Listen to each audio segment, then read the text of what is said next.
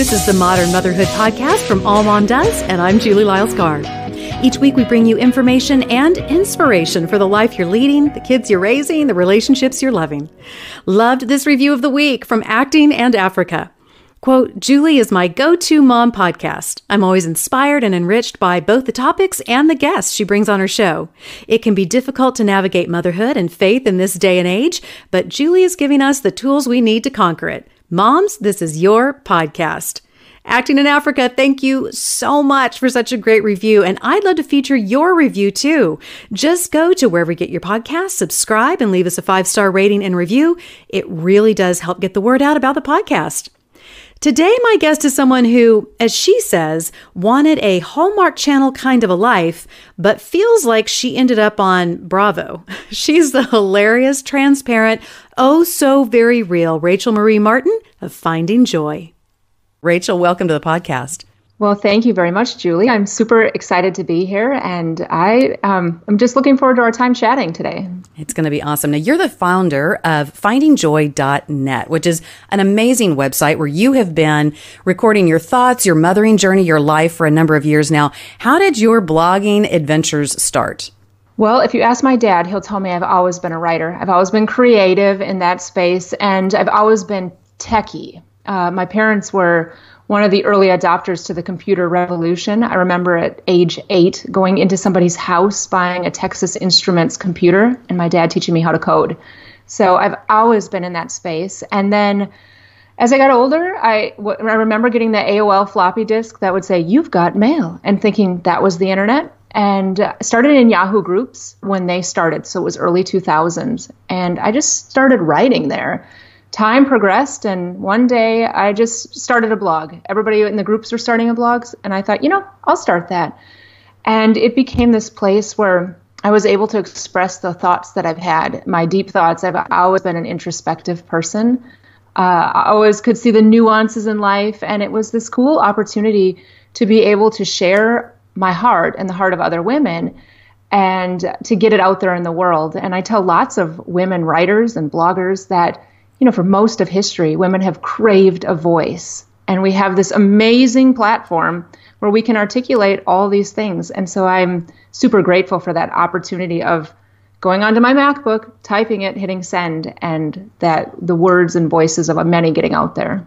And you've done a brilliant job building a community around what you call your introspection and sharing those things that were going on in your heart. But you've added some really interesting elements that I think have gathered community to you, because you have a beautiful following of women who are absolutely along with you for the journey. When did you start realizing that, wow, people were showing up to read what you were writing, to experience your thoughts, to watch your motherhood journey? When did that begin to click like, there's like a crew developing here? They are. It's an amazing group of women. I would say it was about 6 years ago when I decided to stop writing anything that seemed formulaic and started writing really what was going on in my life. And I figured if I'm feeling it, somebody else is feeling it. And the first thing I ever had that went viral was a letter called "Dear Sweet Mom Who Feels Like She's Failing." And I wrote it after a reader wrote back and said, I loved your 10 tips about motherhood days, but I feel like I'm failing. And I thought, well, if she feels like she's failing and I feel like I fail a lot, well, I'm just going to write back. So I typed out a response to her, went to hit send, and it was back in the days where you could leave an anonymous, so there was no email. So I just thought, what, I'm just going to publish it on my site. And it went nuts. It went crazy. And I realized there's a whole bunch of us out there that live in this world of social perfection, that underneath it have these doubts but don't know even where to express it and just need to know they're not alone. So that was the moment when I thought there is community here, and there is a space where women need to just have that breath, that exhale, like it's going to be okay. I'm a good mom. I don't need to be perfect, and I can fight for my heart in the midst of it all. I think part of what really inspires women, I'm speculating here, doing a little bit of, I guess I'd call it Armchair philosophizing, but I guess it's really in front of MacBooks philosophizing. So we'll just quantify where we're at. But you've got 7 children. I have 8. I think there are so many people who assume if you've got that number of children, you've really got the motherhood thing completely figured out. You've got all the tips and tricks and on and on. And I've always laughed and said, no, you just get it down to survival. It's not about having figured it out. So I think there's something for your readers and for your listeners, in my opinion, that to hear a mom who has 7 kids go, look, I'm not pretending like this is easy or I've got every system or I've got every kid color-coded and all of the perfect organizational systems. I'm willing to talk about the places where it's tough. Do you think that really caught gear with your readers? I think so. I think there's especially because if you go back even 5 years ago with the surge of Pinterest out there where everything looked a certain way, it was almost this breath of oh my goodness, she doesn't have it together to that degree. Somebody was able to come out and say these thoughts while on the other side, there was all this beautiful parts, these birthday parties that were crazy. And I would write it's okay if you just especially when people had kids that were under 5, I would be if you just got dinner on the table, that's an accomplishment. It was almost peeling back all the layers of expectations that society and we put on ourselves and giving the breath of it's okay. You don't have to be perfect. And what really matters to your kids is that you show up. And sometimes it can be the simplest of ways that we show up that really, really matters to them. My oldest daughter, she's 22. I moved a couple years ago from Minneapolis to Nashville, and I purged my house. I got rid of so much stuff. And I had this box of American Girl dolls that the kids had been gifted. Well, if you know American Girl dolls, you know that each outfit costs more than the shirt I'm wearing right now that I got at Target. Because, and so I would carefully package them. And so I moved here. I transported it the whole way. And then I said, hey, do you want those dolls? And they said, nah, they didn't really matter that much. And I was like, what? How could that be? But then on Mother's Day, my daughter wrote me a note on Facebook, and she thanked me for all the times we learned to play. We played cards together in Minneapolis at the lake. And I thought, okay, that's what matters. That's what I need to talk about, that it's the unexpected or the little things that really make a difference to our kids. I think that's huge. I'm myself in that interesting season for the first time. My oldest is going to be, oh my word, 28. Let's just pretend like I was 10 when I had her. So can you do that with me? Okay. You and me together. We'll do that. Let's do that. My babies are 11 now. And for the first time in basically my adult life, I'm going through the great toy purge because all these years of gathering all these toys and exactly what you're saying, the ones that I know that Mike and I scrapped and saved to be able to get for them or were extravagant gifts from, their grandparents or whatever. And realizing when I ask my kids, okay, which of you, thinking it's going to be a fight, which of you wants the blah, blah, blah? And they all just go, meh. And it is the things, the little things that I would have never thought that are the ones that really carry that significance for them. So yes, amen. Card games, the chess set that my father-in-law had, things like that. That's the stuff that seems to be moving forward.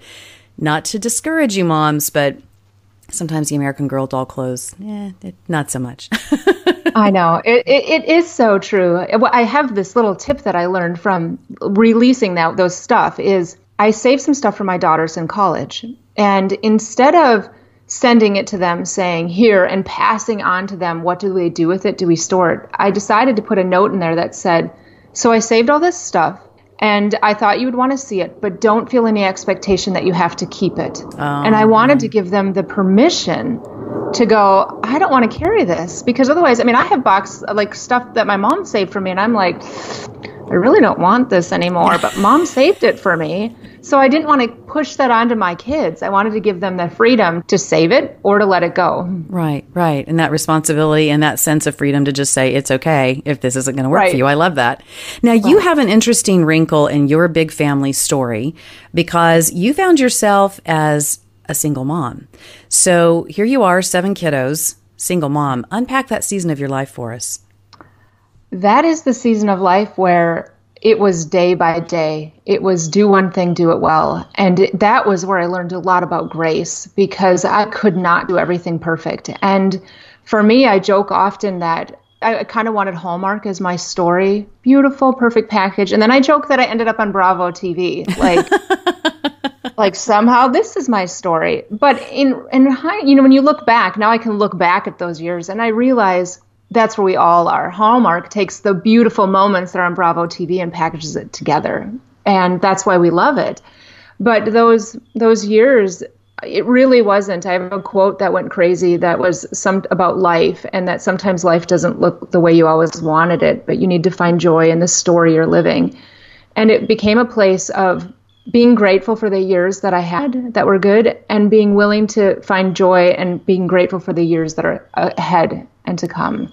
But needless to say, in that place, it was very raw. There was many posts about the motherhood days that we should talk about. And it started off with, tonight I stood in my closet and I screamed because it was just frustration. And then the next line was me saying, but then after that, I walked downstairs and helped my kids with homework. Like I knew it was trying to keep it together for my kids. And then pulling up my bootstraps, getting that big breath in and continuing forward. And that is a lot of that kind of brave concept. I've been drawn to that word my whole life. But those moments when you're up against the wall, it's like you're running and you just hit that spot and you have to figure out from somewhere to keep going. That is a really powerful moment in everybody's story. And I think we all have them. And it's kind of honoring to people to say that was so brave of you when they have that moment. Or that season. Right. Recognize it and see it. You've been very honest about your challenges with celiac disease, with anemia, with anxiety. And as a mom who has dealt with anxiety, and now you've got this book, The Brave Art of Motherhood, talk about that correlation for you, that place where you're owning, I'm someone who struggles with being really anxious, but also embracing the brave in yourself. What does that look like? I think that the hardest part about anxiety is a lot of people put shame. If I was just better, I wouldn't have anxiety. If I could do things in a more organized way, I wouldn't have anxiety. And my we faith make it were bigger. internal. Yeah. If my faith were big enough. Yeah. Yeah. And it's really not. It's just, to me, the thing about emotions is, and I have this with my kids, is it's okay to feel. Like a lot of times everybody wants to fix the emotion. You know, it's not that bad. It's not, but recognizing in that moment, there is anxiety, there's anxiousness, and knowing that sometimes the best friend can be the person that tells you and just sits with you knowing that you're going to get through. And a lot of times I have to remind myself or anybody else that, your track record for the really bad days, getting through them and making it and getting to the next day is 100%. And we forget that in that moment. So with the book, I've had to deal with my own anxiety. It's funny, like when you write something, you deal with something again. A lot of the stuff that's on the pages, all of a sudden, here I am dealing with it. I talk about not labeling ourselves. And when you publish a book, what happens? Everybody labels the book. And so here I am trying to deal with, I wrote this truth about it and coming face to face with words that I actually wrote. I think that's a cool part. It's like you're just being taught constantly, like, okay, live by what you wrote. It's a humbling place. I will be very honest that the 2 nights before it launched, I could not sleep at all because it was this owning. I mean, I've been a writer for 10 years online and stuff has gone viral and it's been all over the world. But somehow having it in print was a new level of owning it to me. And even more was when I recorded the audio. I was speaking it and owning it. And that was a powerful day because I thought, well, it's my voice too now. Yeah, that was an emotion I did not expect. It had been a long time dream of mine to write a book. Right. I'd been blogging in the online space and someone asked me that's very close to me the day the book came out. They said, "How did you feel?" And I said, "Terrified." I mean, really scared. And I think some of it has to do because, again, as much as these labels come up, we're both writing in the parenting space. And where is the place that we can feel the most vulnerable? Well, our kids. And so, we're laying this down. We're laying down the things that we've messed up, the places we found victory through God with our kids and on and on. But it is so scary because you feel like you're putting out your parenting journey, which is not just a parenting journey. It's your journey as a woman, as, a person in relationship with others. And you don't know how it's going to be received. It's a very, very vulnerable, odd I thought it'd be like a victory lap, and instead it was like, can I just go suck my thumb in my trashed closet for a while? Is that okay? Oh, that is so funny, because I remember the day before it launched saying, I kind of just want to go back to Haiti and live where nobody knows where I am for a moment, because I had this dichotomy of there's this place for the rest of my life and my existence. I'll have that place of out there. People can find the parts about me that were not as beautiful to look at. But I know that this stuff needs to be talked about. We don't talk about the places where we're stuck very much, or we don't talk about being alone. And I knew when I started writing and really getting into my writing that it was my space to be willing to talk about places where I've been broken or places of success, and creating a culture of women that celebrated both. Celebrated and sat by each other when we're in the down places, but also celebrated each other when we were in the high places, because women can be catty. And, when you're moving forward in that kind of that whisper of who does she think she is, or who do you think you are? I wanted the culture of finding joy to be, we are in this together. We're linking arms. We're stronger when we're together. And part of it is being there in all the moments, ups, downs, good, bad, normal. And that's been my philosophy since. I love that. I love that clarion call to, as women, be able to celebrate both places, because I think you're so right. We either seem to all just jump on and be, in some ways, oh, well, if somebody's meteor is kind of taking off, we all love to get in that trail.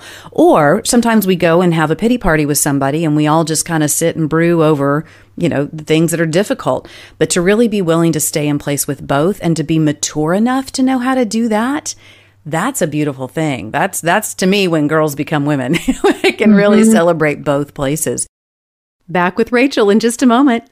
I have a little free gift for you, a little something that I think will help you understand about who you are as a parent. You can head to my website, julielylescarr.com, and you'll find a link there for a free Raising an Original Parenting Assessment. You'll uncover some things about how you're put together and what that means in your parenting. Get your free parenting assessment download today at julielylescarr.com, and be sure and look for my book, Raising an Original, wherever books are sold. Now, you write about in your new book, The Brave Art of Motherhood, you write that mothers have 3 types of strength. So unpack for us what those 3 types of strength are and how they work. Well, the first strength we all have, and everybody has it, is this survival kind of strength. It's the strength that when you are at the wall or when you're at that really difficult place, you make it through. And I gave an example of driving all night with my son, Caleb, when he had a serious infection and I needed to get back to Nashville. But I've had other moments in life where you just don't know how you're going to do it, but somehow you end up to the next day. And it is just so much energy and work. And we all have it. And then the second part is visionary. It's that idea of being able to see something in the future that doesn't match your present reality. It's the idea that, you know what, I'm going to start that business, or I'm going to write, or I'm going to lose the weight, or whatever it is, where you can see something that doesn't match with what's going on. And for myself in my life, there were a lot of moments where I was in poverty, where I didn't know how in the world is that going to work. But I absolutely had to see something beyond the current perspective, the current paradigm. And the powerful part of strength, the third one, is when you can take both. When you can tap into the idea, how did I survive? What was the tools and the mindset that I used in surviving? Because I have the ability to do really, really hard things. And how do I merge that with the vision? How do I merge it with moving forward, capturing the moment in the today, and having that deep strength? I love to think of it as this bravery of combining both, because you can't exist in survival strength forever. I compared it to like the dead man's float in a pool. You can't be doing it forever, because at a certain point, you're just waiting to be rescued. When you put the visionary part to it, you're actually using the strength of, floating or whatever it is, but moving forward and not staying stuck.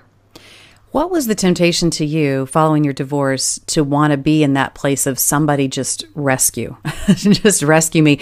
And when did the gear shift, or did it happen early, or did it happen later where, man, okay, I got some things I got to figure out. And yes, leaning on God. I'm not talking about getting ahead of him, but there are those places that, yes, we're supposed to wait and be still. But then sometimes Where do we get to that place where we're hanging on to wait and be still as permission to not take the next steps that he has for us because we're scared? I would say it was before my divorce. I lived in a posture of just waiting, just trying to be good enough, trying to live under the role that I was in. I convinced myself that I was the homemaker, the wife, but I couldn't fix the finances. But the finances it was a crippling place. There were people knocking at our doors, taking away things. It was just not a place that was healthy at all. And I had really good friends that would say to me, they reminded me of a verse in Matthew that said, you have to take care of your family. It's not anybody else's responsibility. You have to step up. Don't be the victim. And that was hard for me to look and go, I'm living by not doing something a little bit in the victim aspect of it. And so I needed to step up. And I really had to confront those verses, that idea of be still, wait, all of that, because I grew up from baby stage in the church and I knew them. I can recite off Bible verses after having memorized them over and over. But I also started realizing that God gave us the mind and the capability to do hard things. He says, be transformed by the renewing of your mind. And that's not passive. That is renewing something is active. And he gives examples. There's parables of the servant, like the talents. He tried, but no big deal. It was the man that buried his talents thinking that he should wait, that he's like, don't bury it. And I realized that sometimes he's saying to us, it's the whole, I've sent you a boat, get in the boat. It's that action part. You have to move forward. Paul in Philippians says, I can do all things through Christ who strengthens me. But before it, he says, I know how to be brought low and I know how to abound. And in that, he is saying in both situations, you need Christ in both, but he's not saying, but just wait, don't do anything. I mean, he was making tents as he was on his mission trips. He was doing things. He wasn't just waiting all the time. And it's this balance between listening and being faithful, but not sitting all the time, because I don't want to teach my kids, don't do anything because I saw that happen over and over. We're just going to wait. We're just going to wait. And God gives us our talents. There are so many verses about talents and abilities, and that, you're supposed to go into all the world. That is not passive either. That is a very active command. I think it sounds that what we really need to do is take a hard look on why, if we are waiting, is it a God kind of a wait, or is it simply a paralysis, if you will, of just being scared to move forward, or just waiting, as you say, that dead man's float, waiting for some kind of rescue when we do have things that God has put in our hands, resources, people, ideas, gifts that can be used in a way that can take us to those next steps. Now, you write about someone that you call Awesome You. Who is Awesome You? And how can I get her to come live at my house? Well, we all have in us Awesome You. I mean, we're all created to do amazing things. We all have different talents. And when you're a kid, especially my kids, I could ask them, what do you want to be when you grow up? And they can tell me, they'd be like, I'm going to go to the moon. I'm going to be a Lego engineer. They can say it with confidence. And I believe the older we get, we kind of lose that ability to state to another person, this is the awesome part of me. This is who I am. But we all have it. And the Awesome You is this idea that we can operate out of a higher kind of perspective and potential. And the Awesome You is maybe right now I'm in this situation and it feels like I'm stuck. But if I keep working really hard every single day and moving forward in faithfulness, in 5 years, my life can look different. I can be serving other people. I could be in Haiti. I could do whatever it is that I'm called to do. But you have to be able to believe, and you have to be able to understand that when you can see that Awesome You part, you have to believe it and move forward to it. And I give the example in the beginning of the book about Joseph when he was in the jail, in the dungeon in Egypt. And he was there a long time. It wasn't like he was just like, hey, just hang out. And everything that he believed up to that point, he had to struggle with. I mean, as a kid learning Bible stories, you kind of hear it and you're like, oh, that's nice. He got out of jail. But you don't realize it's 14 or 15 years he's sitting there, and the internal struggle. I am sure he was like, hey, didn't you promise me the coat? Didn't you say all this? And I'm sitting here. And I really realized, and through counseling work and all of that he had to have faith in this future beyond the confines of where he was. And sometimes when you're in a situation, it's very hard to see beyond that box, beyond that space. And the idea of Awesome You is being willing to take a risk and see you after you get out of whatever it is you're stuck in. And it's just kind of moving forward in that direction. Creating vision for yourself when sometimes the walls seem to be closing in. You know, motherhood is such an immersive experience. I mean, and particularly, you know, the more kids you have, amen, yeah. And the more kids you have, and that's not to say that Rachel and I, because we have large families, that, you know, we've got some experience beyond. It's just, even just the functionality of every child you add, even if you've got kids who are pretty easy and you somehow have done this magic thing that I've heard called getting everybody scheduled, which that works. That was a mythology at my house. We never got that. People are like, tell me about baby training. I'm like, baby training. And we only had mama training at my house. But regardless, whether you've got your kids trained well, whether you've got 1, 2, 7, 8, it's so immersive. And yet we tend to tell moms to make sure that they find time for themselves, that they find time for this place of understanding and visualizing who Awesome You is and finding those places of strength. How do we do that in practicum? Show moms well how to raise kids well and to enjoy that immersive experience, because it's supposed to be a little bit overwhelming. I think that's part of why God makes us moms, is to kind of overwhelm us and have us lean on him. But at the same time, if you're in the trenches of potty training and breastfeeding and multiplication fact flashcards and all the things, where do you find that space to really hear about who God has created you to be and how to live in that?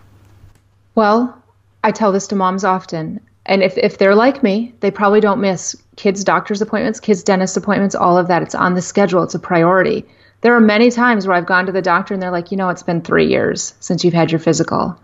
And I've realized I can't do that. I can't make it a priority for my kids to go to the doctor or do whatever and then put myself on the back burner because I'm teaching them. When you become parents, you put yourself on back burners. That's basically what I'm telling them.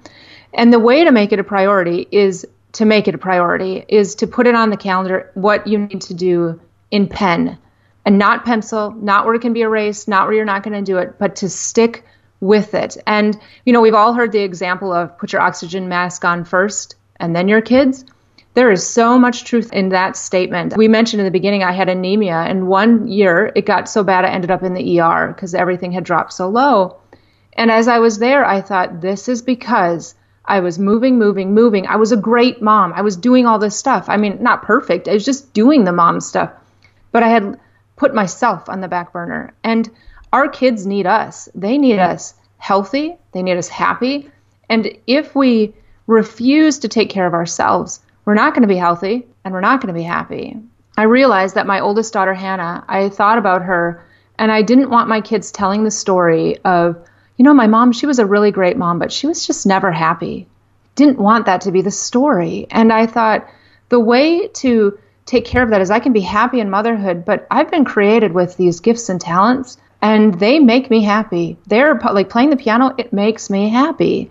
And what's funny about it is when I play the piano, all my kids come down and go, I just love it, Mom, when you play the piano. Am I mothering at that moment? I'm not cooking. I'm not doing anything else. I'm not even working. I'm taking time. And in that time, I'm not only filling my own soul, filling my own cup, but I'm blessing them in return because they see, you know what?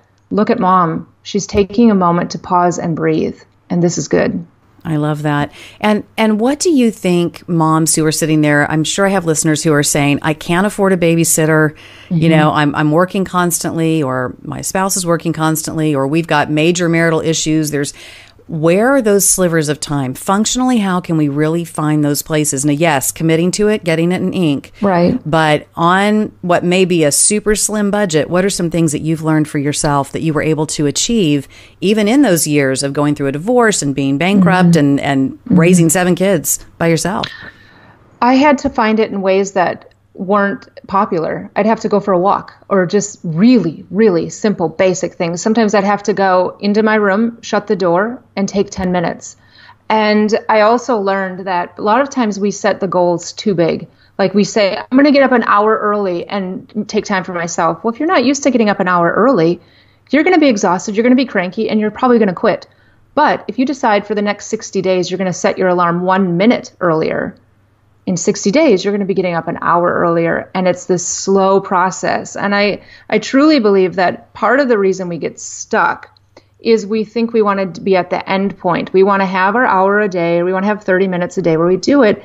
And that's impossible. We have to take it in little bite-sized chunks, move forward, and then learn to give ourselves grace. Like, give ourselves the gift of grace. Maybe this day you didn't get that moment, but there was something good in it. And maybe when you decide, you know what, tonight I'm going to watch a movie on Netflix or just do something chill, that something else doesn't get done, but that's okay. That's like the imperfect perfection. It's trying to do everything perfect where we really end up doing nothing. We're just kind of stuck. And Rachel and I are going to give you permission. It is okay if dishes sit in the sink. It is okay if your laundry sits in the washing machine overnight. It is okay if your kids' socks don't match. It really is okay. And I think for moms to know that it is more important to let the dishes sit and to go get yourself right in heart and mind and soul than it is to have perfectly clean dishes and a soul that is just all grimed up. So lay down some of those chores that we just seem to assign ourselves in a way that we put so much importance on, but it's just going to have to be done again the next day. Laundry is like breathing. It is. You know, there's something nice about when you forget to do the laundry, then you can start the load again in the washing machine and check it off the list. You're like, yeah, I did it. I know. You know, and the dishes thing, I wrote a post about the dishes. And for some of us, it's okay. But for other moms, I've discovered that it's okay for them to say, I'm going to wait to play the game because I'm going to do these dishes because it makes me feel, that fills their soul. Yes, in that now I can moment. be fully, yes. And I've realized that it's okay to figure out you're okay. That's what it is. Like, maybe you love the kitchen always tidied and then you can play. Or maybe you're okay with sitting there and not getting it all done. And it's finding you're okay and being okay in that space and not comparing it to somebody else's. Because the second we compare and think, you know, she's always got hers done or she never has them done, I should do it like that, is then we're losing our own contentment, our own story. I love that you bring that up because you're so right. I know for myself, I always beat myself up if the kitchen's not clean and I should have done that. But it's not the thing that I'm compelled to go make sure is straight first. And so then instead of playing this game, I should have gone and done that. But you're so right. There are women who really can be more engaged and more attentive if they get a couple of things checked off the list and then go to it. It's that place of really understanding who you are and what allows you to show up in your life. And Amen. Yeah. I think really understanding that. And you're so right in terms of comparison because of course, Rachel, I always tend to make friends with the people who have the like OCD clean houses and they've got their label maker labeled and on and on. They keep showing up in my life. Yes. I mean, and I love these women. I love them.